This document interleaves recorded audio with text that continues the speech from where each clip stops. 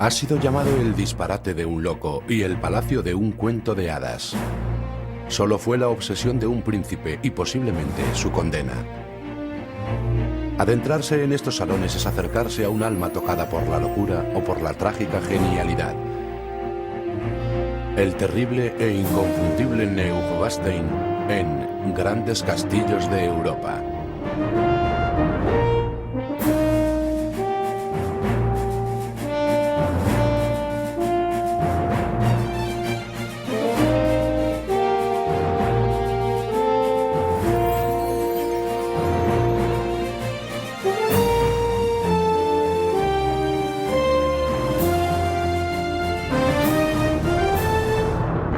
Grandes Castillos de Europa.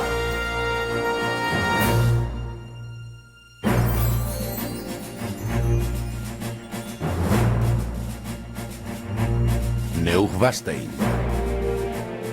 En los Alpes de Baviera, al sur de Alemania, la naturaleza esculpe fortalezas de bosque y piedra.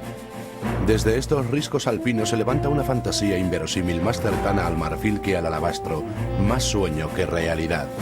Una maravilla arquitectónica que inspiró el castillo de Cenicienta a Walt Disney. Pero el final de la historia de este castillo es muy triste. Neuschwanstein es una de las creaciones más enigmáticas construidas por el hombre. Desde su construcción, hace ya más de un siglo, ha sido despreciado y elogiado, declarado una obra antiestética y una maravilla. Su historia nos habla de un viaje que comienza al final de la infancia y de un príncipe bávaro que no lo advirtió. Luis II, rey de Baviera desde 1864 hasta 1886. Sus súbditos lo veneraban como al rey de sus cuentos de hadas, pero la historia lo ridiculiza como Luis, el rey loco, leyenda o lunático. La verdad descansa en algún lugar. La historia del polémico rey de Baviera comienza en la aldea de Schwangau, en el castillo de Hohenschwangau. Lo separan de Neuschwanstein unos pocos metros y unos solitarios y tristes recuerdos de infancia. Luis nació en 1845, príncipe heredero de Maximiliano y de su esposa Marie. Ella, una devota alpinista con escaso interés en criar hijos, y él, un biólogo que sabía mucho de ciencia, pero muy poco de educar a un rey.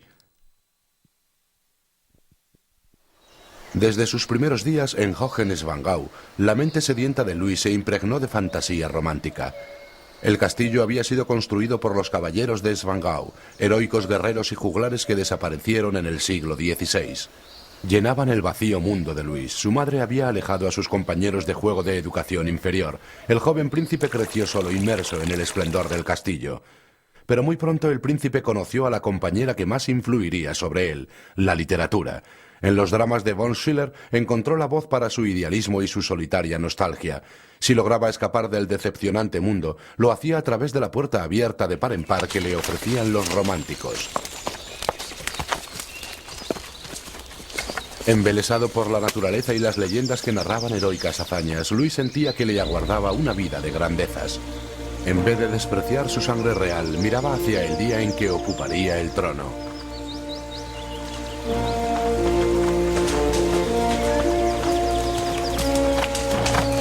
En aquellos días el joven soñador conoció a Richard Wagner y compró todas sus composiciones. La música de Wagner acompañaría el drama de la vida de Luis. Pero para un príncipe romántico en vísperas de una gran aventura, el día acabó muy pronto. El 10 de marzo de 1864 Maximiliano II murió. Luis fue empujado al trono. No sabía nada del mundo y menos aún de política. Pero más que nadie entendió su sagrada posición, su legado defensor. Él ofrecía a su pueblo un héroe. El gobierno quería una simple figura, un rey tan solo de nombre. Con profundo resentimiento el rey volvió a Hohenschwangau. Allí fue recibido por personalidades de Estado, incluido Otto von Bismarck, cuya carrera significaría fortuna para Alemania. La celebridad proporcionó a Luis gran cantidad de admiradoras. Algunas aseguraban enamorarse del rey a primera vista. Se prometió a una joven princesa bávara. Con cariño la llamaba Elsa, como la heroína de la ópera de Wagner, Lohengrin. Se ordenó emitir monedas y construir un carruaje nupcial, pero Luis se volvió atrás. Muy pocas veces fue visto en compañía femenina después de aquello.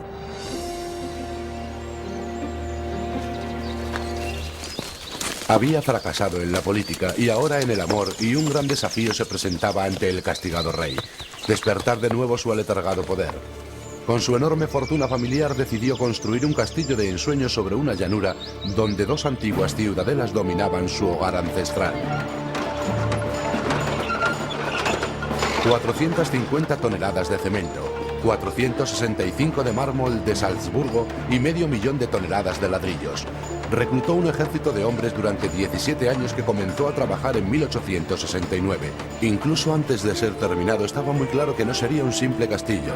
Sería un fastuoso monumento al romanticismo, un santuario para el héroe de Luis, un hombre al que el rey llamó Richard Wagner.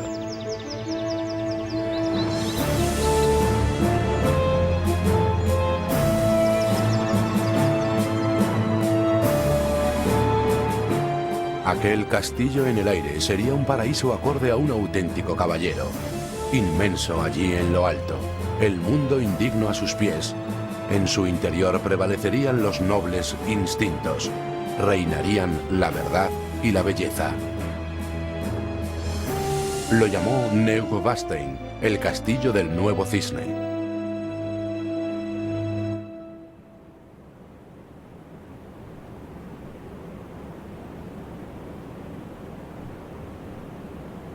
Su magnífico salón del trono de más de 20 metros de largo fue una reprimenda a los detractores de Luis en el Parlamento. Unos 15 metros por encima de la cabeza, su techo es un firmamento estrellado y entre el cielo y la tierra flota esta araña de oro y plata que tiene la forma de la corona real. Una corona ciertamente muy pesada. Porta 96 velas y colgada de un cabestrante pesa casi 1 tonelada.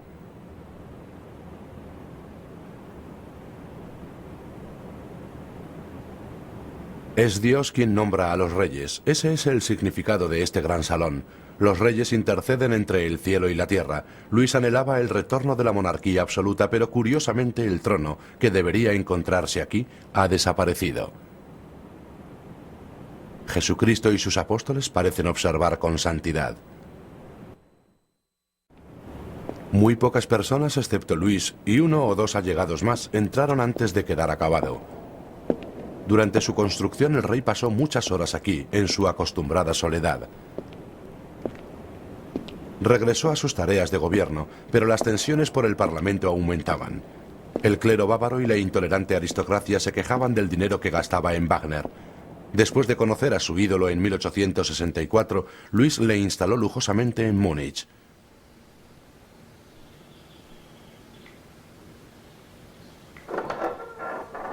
Finalmente, los enemigos de Luis acusaron a Wagner de sedición en un periódico. Es la imagen de la peste. Un hacedor de música pagado. Este hombre tiene la intención de aislar y explotar al rey con las ideas desleales de un partido revolucionario. En menos de 2 años, estos ataques forzaron al rey a hacer que Wagner abandonara Baviera. «Tienes que creerme», escribió Luis al compositor. «Tengo que hacerlo. Mi amor por ti será eterno». Para Luis esto fue algo decisivo. El desarrollo de sus funciones se convertiría en una carga muy pesada y la grieta entre el gobierno bávaro y su rey se extendía hasta el abismo.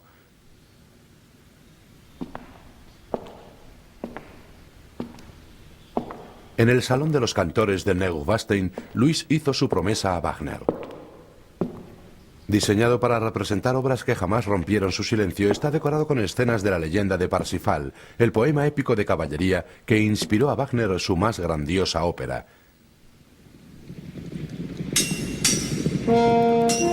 Los pintores crearon esta obra de arte siguiendo las indicaciones de Luis.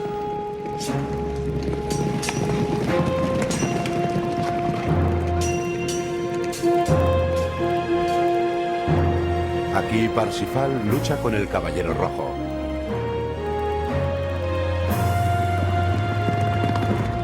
El rey Luis debió identificarse con las pruebas a las que era sometido el héroe romántico.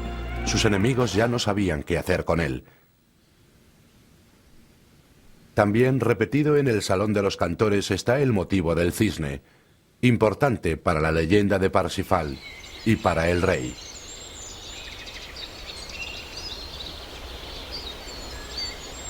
Con el nombre de Neuschwanstein, Luis quiso otorgar a su grandioso refugio las cualidades que el cisne poseía en la mitología alemana.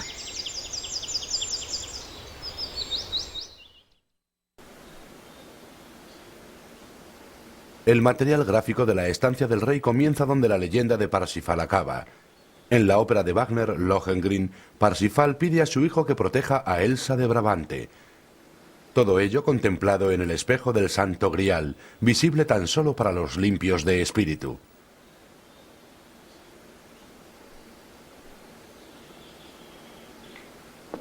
Wagner jamás puso sus ojos en el santuario que Luis había creado para él en Neuschwanstein. Desterrado de Baviera, nunca lo conoció más que por las cartas de su protector.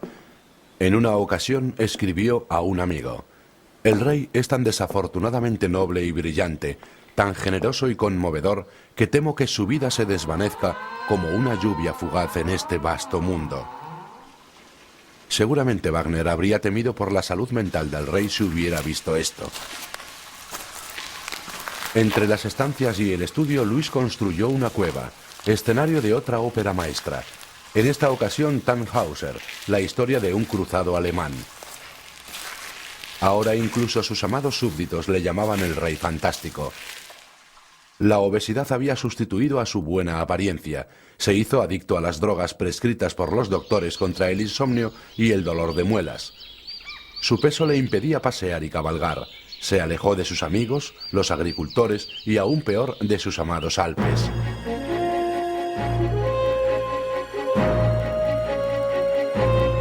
Su familia se cuestionaba su cordura.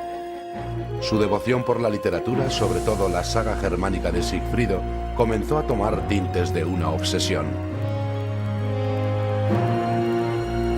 La locura, se llegó a decir, corría por sus venas. Su hermano Otto llegaría a ser internado en un manicomio. Su tía Alexandra creyó durante toda su vida que se había tragado un piano de cristal. La excéntrica vida de Luis era presa de los rumores y los paseos en trineo bajo el manto de la noche. Eran la única liberación para su creciente y dolorosa timidez.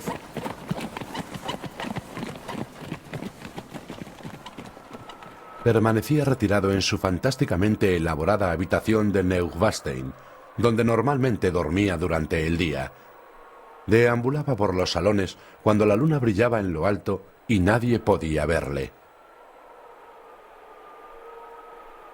En 1870 la familia real ya había visto bastante. Comenzaron a valorar el hecho de que Luis fuera declarado loco. El rey, decían, no debería llevar durante más tiempo la corona de Baviera, fuera solo una figura decorativa o no.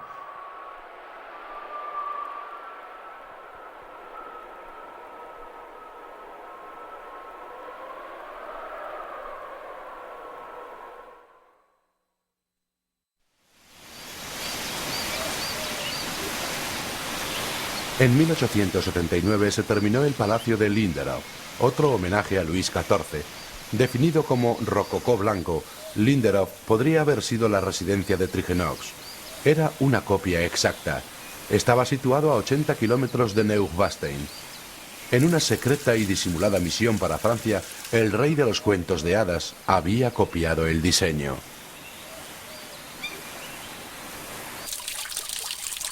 Linderhof era solo la segunda de las 3 suntuosas residencias que Luis mandó construir, y a su muerte los arquitectos aún dibujaban más planos. Para el romántico monarca, Linderhof era el retiro celestial donde podía cultivar su nueva obsesión, que en esta ocasión añadió el escándalo a las numerosas quejas contra él: los amantes masculinos. Este es Joseph Keynes, un actor de Múnich. Acompañó al rey en sus vacaciones a Suiza y acudía a sus citas en Linderhof. Allí se abandonaban al opio y a las complejidades geométricas de este kiosco morisco. Luis lo había trasladado intacto desde un parque de Bohemia.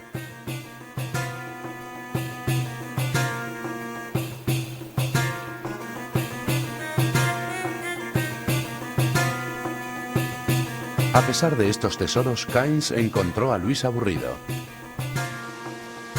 Después de 2 años le abandonó. Pero quizá el joven actor se asustó porque en Lindelof también estaba la impresionante e inquietante Gruta de Venus. Es una caverna en la Tierra que para los no iniciados podría parecerse a la boca del infierno. Fue aquí donde su amor por el drama le condujo a la misma Tierra. Una vez más, los decoradores en colaboración con los arquitectos recrearon lo fantástico. En esta ocasión un escenario diseñado para el Tannhäuser de Wagner, representado por la Ópera de Múnich. Tras las llamativas fachadas, una máquina que levantaba olas y otra arcoíris, ambas alimentadas por la primera instalación eléctrica que llegó a Baviera.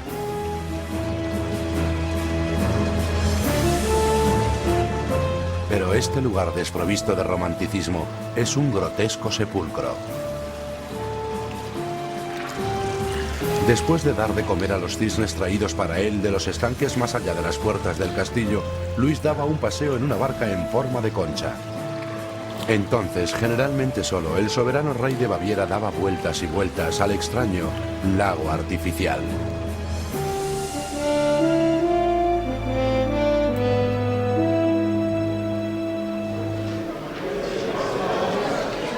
En el año 1886, los detractores del rey, su familia real y los ministros del gobierno ya se habían unido. Juntos elaboraron pruebas de su demencia que incluirían incursiones en su último diario, que después se demostraron falsas. Una de las historias más sutiles decía que la escalera principal de Neuschwanstein estaba reservada para el uso exclusivo de Luis. Ante la más mínima violación de esta norma, caería sobre el infractor una furia poco digna de un rey. Esta historia y otras similares son falsas, pero es cierto que esa escalera ocupó un lugar especial en el corazón del rey.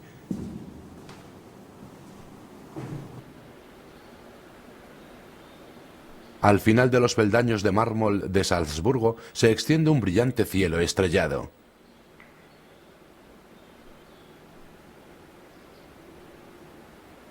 La columna central de la escalera, una majestuosa palmera, parece sostener la bóveda celeste. Creyente durante toda su vida, Luis debió sentir que una visión así le aguardaría cuando llegara el juicio final. Pero aún tendría que soportar algo más. Los enemigos del rey, ayudados por los psiquiatras, elaboraron un extenso perfil psicológico de Luis. Especialmente señalaron sus excesos románticos. Su meta era probar que el rey estaba incapacitado por una enfermedad mental. Para conseguirlo entrevistaron a docenas de personas, pocas de las cuales tenían contacto con Luis, otras muchas con razones para odiarle. Jamás se examinó al rey. Luis, no hay duda, vio venir el inminente golpe.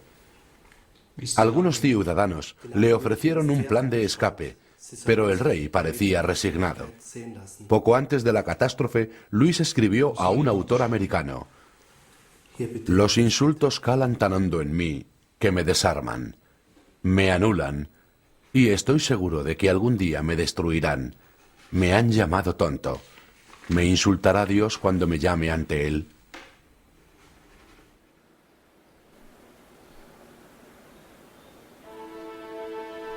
Únicamente la triste escena final de la vida de Luis alcanzó las épicas proporciones de las óperas wagnerianas que tanto admiraba. Los héroes a quienes había fallado imitando sus hazañas podrían ahora acompañarle en la tragedia.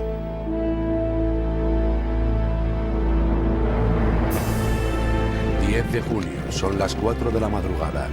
Una comisión del gobierno prende al rey en Neuschwanstein y lo conduce rápidamente a una prisión, al castillo de Berg. Solo se detuvieron para cambiar de caballos.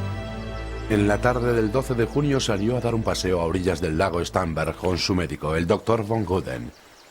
Al comenzar el día, el doctor había observado que el rey parecía obediente y que incluso aceptó someterse a un tratamiento que lo curaría. Misteriosamente, cuando se pusieron en camino, von Guden rehusó los guardias asignados para acompañarles. Los motivos de su actuación son aún objeto de una acalorada especulación.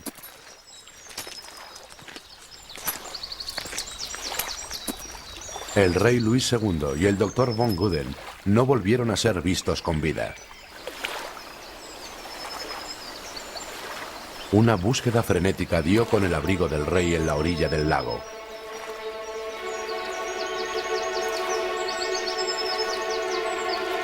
Varias horas más tarde fue localizado su sombrero. Y muy pronto fueron descubiertos los cuerpos, ahogados. Esta cruz que señala el lugar fue erigida por los habitantes de Leoni, Baviera, fieles a su rey hasta el final. Oficialmente la muerte de Luis se debió al suicidio. El gobierno abrumó a la prensa con pruebas de su demencia antes de que su cuerpo se enfriara. Pocas semanas más tarde, Neubasten abrió sus puertas al turismo. Las acusaciones de conspiración se mantienen hasta el día de hoy. Para su amado pueblo, su rey favorito aún está vivo en sus extravagantes creaciones. Para nosotros, su legado es una combinación de fantasía y tragedia que desafía a la mente. El mismo rey escribió una vez: «Deseo seguir siendo un enigma para mí mismo y para los otros».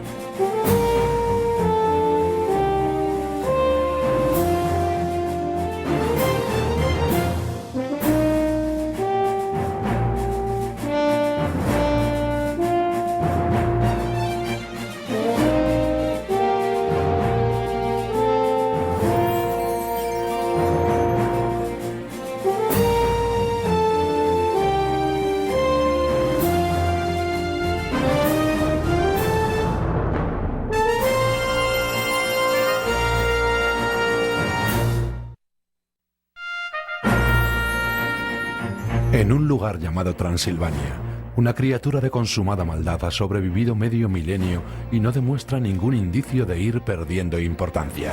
Comenzó como un príncipe medieval y los castillos donde reinó relatan una historia de horror incalificable. Acompáñenos mientras exploramos los escalofriantes lugares predilectos de Blood Tips, la verdadera inspiración para el Drácula de Bram Stoker, en grandes castillos de Europa.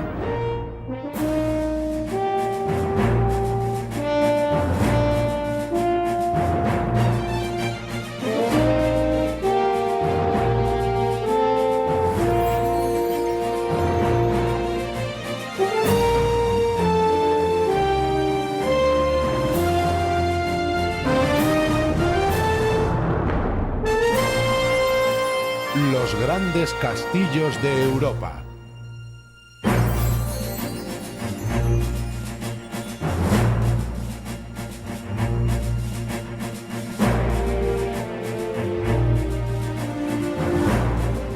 Los castillos de Drácula. Los montes Cárpatos de Rumanía. Este desierto escalofriante en el borde oriental de Europa marca la frontera de un reino atrapado entre la historia y el horror. Antes era conocido como la tierra más allá del bosque, Transilvania.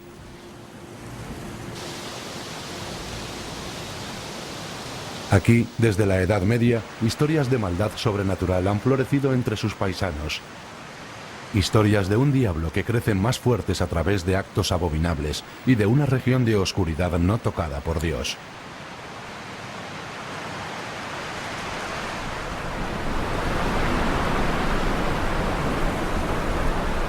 A finales del siglo XIX, un escritor irlandés, Bram Stoker, quedó fascinado por estos rumores. Intentando dar nombre a esta maldad, vino a Transilvania.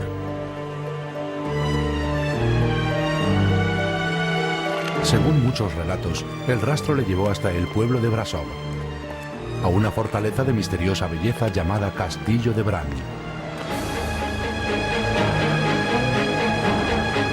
Los lugareños se refieren a Bran como el Castillo de Drácula. Desde que la novela de Bran fue publicada en 1897, multitud de turistas han venido en busca de los orígenes de la criatura. Y los guías turísticos de Rumanía lo fomentan.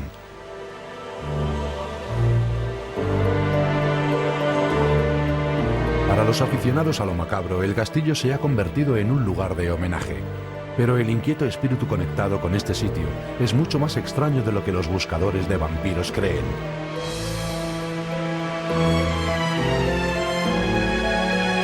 Durante su vida, sus lugares predilectos incluyeron varios castillos. Entre ellos, Bran es culpable por asociación, pero en su mayor parte no está corrompido por el mal. No se puede decir lo mismo de la inspiración humana para el príncipe de la oscuridad Stoker. Su nombre era Vlad Tepes, literalmente, Vlad el Empalador. A mediados del siglo XV fue el príncipe de Valaquia, un pequeño estado tapón involucrado en las salvajes guerras entre Hungría y el Imperio Otomano de los turcos. Durante un tiempo, este príncipe de Valaquia fue un héroe, un caballero medieval alabado por el mismísimo Papa, por repeler a los invasores paganos que amenazaban Europa. Pero la historia le recuerda como un cruzado cuyo tiempo ya había pasado, y por un reino de terror más inquietante que la ficción.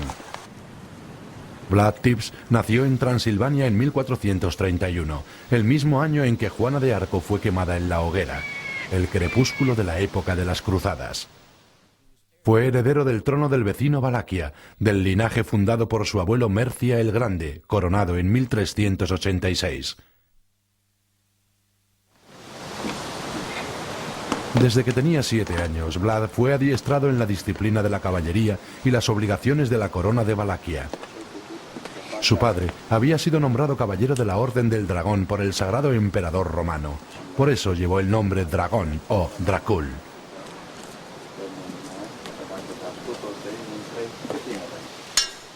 Al igual que su hijo, desde que nació, Vlad fue obligado a coger la espada en el nombre de Cristo. Para la nobleza de esas décadas de peligro, la caballería no era una tradición idealista, significaba la mismísima supervivencia.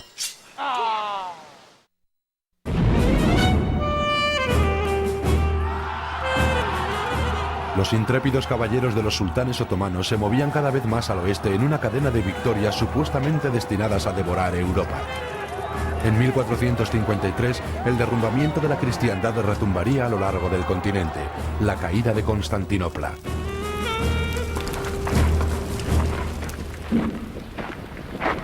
Con tan solo 14 años, Vlad fue capturado por los espantosos turcos mientras participaba en una campaña al otro lado del río Danubio. Durante 4 largos años, el chico fue retenido para asegurar el final de las incursiones de su padre. En su cautiverio, Vlad aprendió a despreciar la vida además de los muchos usos del terror.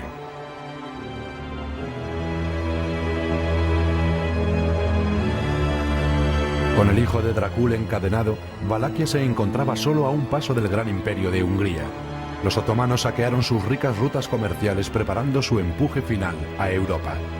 Bajo la espada musulmana, todo Valaquia suplicó a gritos que alguien les salvase. Brasov era el premio más apreciado de la región, la encrucijada para todo el comercio que pasaba entre Europa y Asia Menor.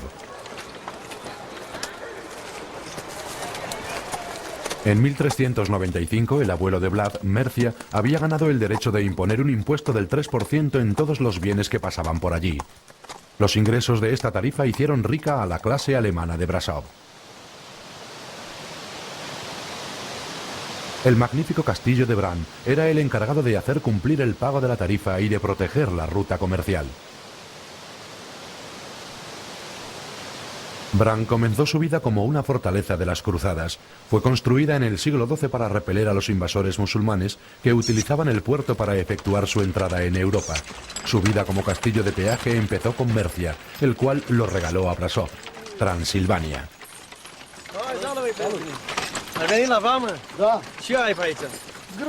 Los soldados de Bran guardaban la ruta comercial y recogían parte de los ingresos del pueblo. Una caravana constante de algodón, especias y productos aseguraba la prosperidad de Brasov.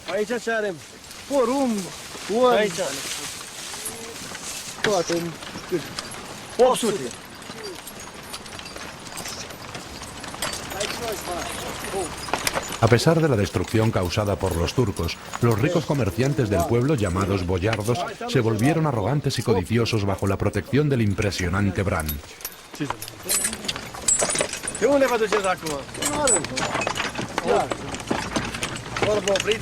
Cumpliendo con su papel de guarnición militar, el interior de Bran es majestuoso y espartano. La distribución de la planta baja consta de 4 torres que rodean un patio de forma irregular. No más de 30 soldados vivían aquí a la vez. Durante las emergencias, un ejército más grande podía ser movilizado desde Brasov. Para proteger a los que estaban dentro, los tejados del patio interior estaban muy inclinados. La artillería enemiga era desviada en vez de penetrar en la residencia.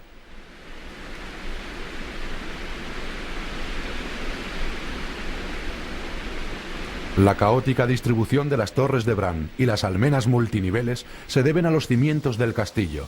Fue diseñado para caber en la roca sobre la que fue construido el castillo. La montaña en sí se extiende hasta Bran y en tiempos más recientes ha sido remodelado para servir como casa de verano de la realeza rumana.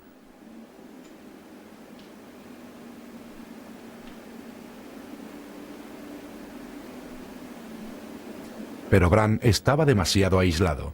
Probablemente contenía demasiadas memorias de la familia real que la controlaba hacía 600 años. Este es el documento con el que el abuelo de Vlad Tepes, Mercia, otorgó poder y privilegios a Brasov y a su protector, el castillo de Bran.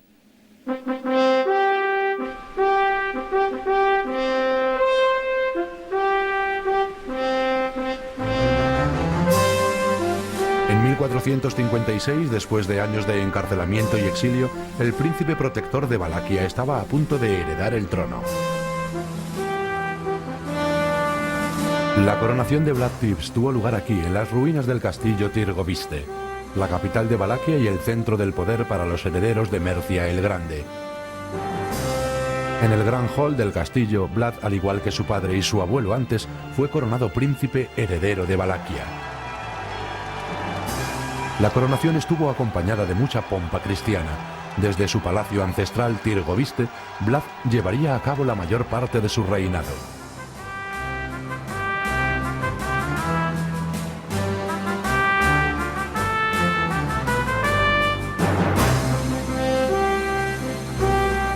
Ahora, mientras el caballero aceptaba la corona, la amenaza turca estaba en su punto cumbre. En Valaquia, Vlad se convertiría en el héroe del pueblo por hacer que los turcos pagasen por sus crímenes. Pero antes de empezar su guerra sagrada, el príncipe tuvo que apaciguar el rencor que guardaba contra los aristocráticos boyardos de la zona. En su opinión, su influencia amenazaba la independencia de Valaquia. Les invitó a una celebración. Los ciudadanos más destacados de la región asistieron, imaginando que el joven monarca buscaba su favor. Estaban muy alegres mientras brindaban por su nuevo príncipe marioneta. Vlad tenía otros planes. Acompañado por su ejército personal, condujo a los boyardos mayores y a los enfermos a una plaza pública. Allí, sus soldados les empalaron en postes clavados al suelo. Antes de que los mayores hubiesen muerto por la atroz tortura, obligó a los boyardos más jóvenes, tanto a los hombres como a las mujeres, a realizar una marcha de 80 kilómetros, hasta este nido de águilas en lo alto de los montes Cárpatos. Con ellos, Vlad formó una cadena humana que extendió desde el río Argos hasta el castillo Poenarie, ahora en ruinas.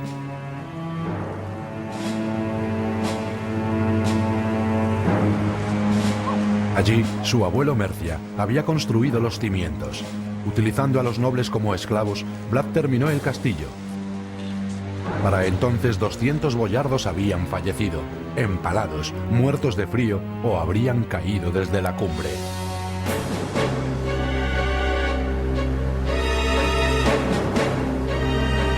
Cuando su reinado comenzó, Poenarie se convirtió en su escondrijo guardado por centenares de soldados armados. Sus murallas fueron reforzadas con ladrillos para aguantar los cañonazos de los enemigos que tendría como príncipe. Ahora, con tan solo 25 años, los planes de Vlad para Valaquia y para él mismo eran verdaderamente visionarios. Desde su fortaleza, el valiente príncipe tenía la intención de conseguir la independencia de Valaquia de los imperios que la dominaban, Hungría y los turcos otomanos. Una nación libre emergería, diferente a cualquier otra en Europa, hasta mediados del Renacimiento. El príncipe, cuyos sellos oficiales se ven aquí, sería aceptado como un gran gobernador europeo. Valaquia se vería libre de sus atormentadores. En 1458, Tibbs comenzó los años de incursiones que le dieron fama de el defensor más leal de la cruz.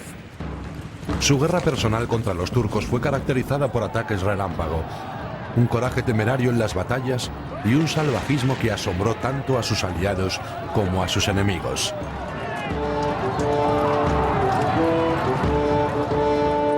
Al comienzo de esta era, el Papa Pío II alabó los éxitos del cruzado. Para el final, Roma y el mundo civilizado se habían alejado del incontrolable príncipe y de sus fronteras.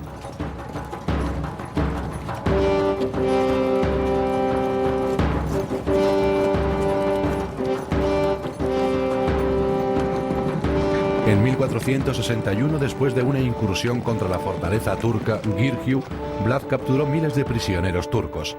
Estos, junto con unos 20.000 alemanes y búlgaros e incluso algunos valacos, fueron empalados en altos postes cerca de su capital, Tirgoviste.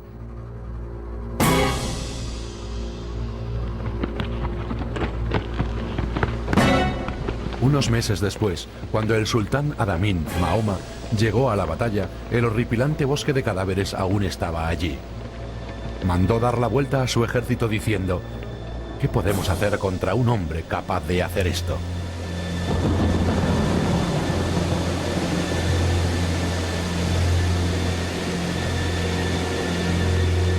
Para 1460, los turcos habían adoptado un nombre especial para el hijo de Drakul, Kaziklu Bey, el empalador. Pero los excesos del príncipe no eran patrimonio exclusivo de los turcos. Empaló a embajadores extranjeros por insultos imaginados, a estudiantes alemanes acusados de ser espías y a amantes por supuestas infidelidades. Para el final de su reinado había asesinado a 100.000 de sus propios compatriotas, una quinta parte de la población de Valaquia.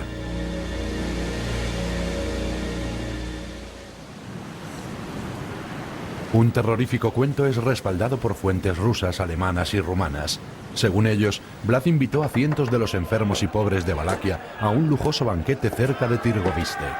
Cuando el príncipe les preguntó qué les haría más felices, le contestaron: alivio de nuestro dolor y deseos. Vlad ordenó cerrar el hall desde fuera y lo prendió fuego.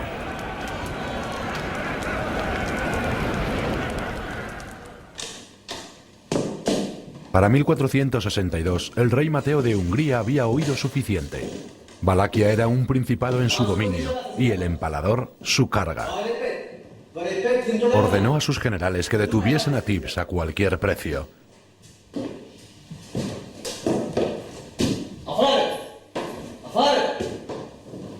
Pero ahora Vlad se dirigía hacia ellos.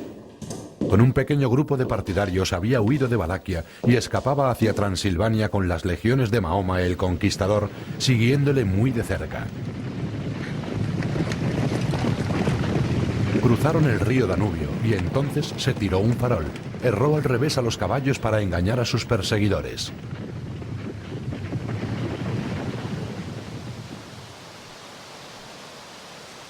Vlad sin ninguna duda se llenó de alegría al ver el ejército de su antiguo aliado Mateo. Incluso es posible que pensara que habían venido a ayudarle. En vez de esto, le encadenaron. Fue encarcelado en algún lugar de Transilvania, quizás incluso en el mismo castillo Bran. Su segundo encarcelamiento duró 12 años, y durante este tiempo la pista de Vlad Tibbs, el histórico Drácula, se difumina.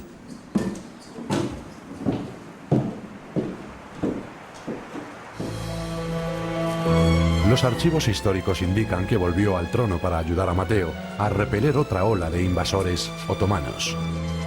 Otras fuentes afirman que murió en su cárcel de la montaña o que logró escapar.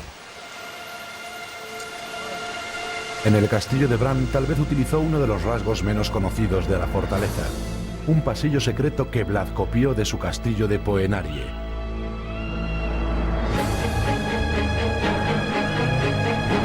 Al cabo de poco tiempo, la leyenda del empalador se unió a historias sobre una criatura del este de Europa, el vampiro.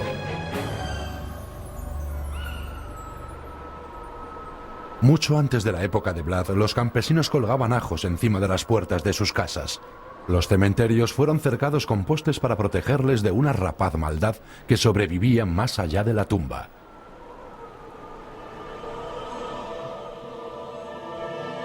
Los editores alemanes provocaron la fama del empalador.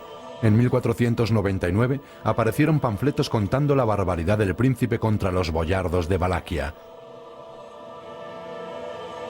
Para entonces el empalador había asumido el nombre escalofriante por el que se le conoce hoy, Drácula, el cual significa hijo de Dracul y el diablo. Ni siquiera el enterramiento del príncipe alivió a los campesinos de la región. Este es el lago Snagov, en Valaquia, ahora llamada Rumanía. En su isla deshabitada solo existe una estructura: un monasterio donde se encuentra la tumba de Drácula. En la cumbre de su carrera, Drácula ordenó que el monasterio fuese erigido con el fin de que, de alguna manera, sus pecados fuesen expiados. Dentro hay una sola tumba, tenebrosamente vacía. En este siglo, repetidas excavaciones han descubierto solo fragmentos. Las consecuencias son muy claras.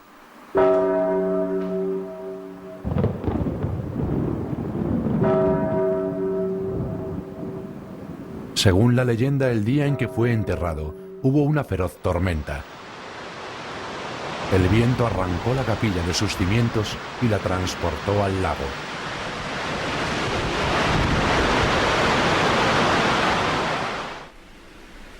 Si Stoker empleó Bran como modelo para el castillo de Drácula, exageró sus rasgos, pero capturó su esencia.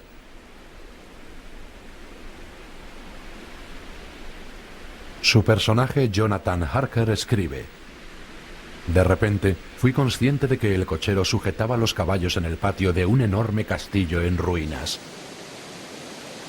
Lo vimos en todo su esplendor, encaramado a 300 metros en la cumbre de un precipicio escarpado. Había algo misterioso y salvaje en aquel lugar. El genio de Stoker trata de reunir los relatos de los pueblos rumano y alemán con su fuente, el histórico Drácula. Si no fuera por el fenomenal éxito de la novela, tal vez Stoker y sus otras historias de terror serían desconocidos. Pero es difícil creer que el extraordinario personaje de esta parte de Rumanía desapareciese para siempre. De algún modo, la herencia del príncipe medieval de Valaquia habría surgido de nuevo. El profesor Van Helsing del libro de Bram Stoker describe al vampiro en términos que crean un epitafio adecuado para el verdadero príncipe de la oscuridad. Los muertos no mueren como una abeja al picar una sola vez. Su astucia crece con los tiempos. Solo se hace más fuerte, y al ser más fuerte, tiene aún más poder para llevar a cabo el trabajo del mal.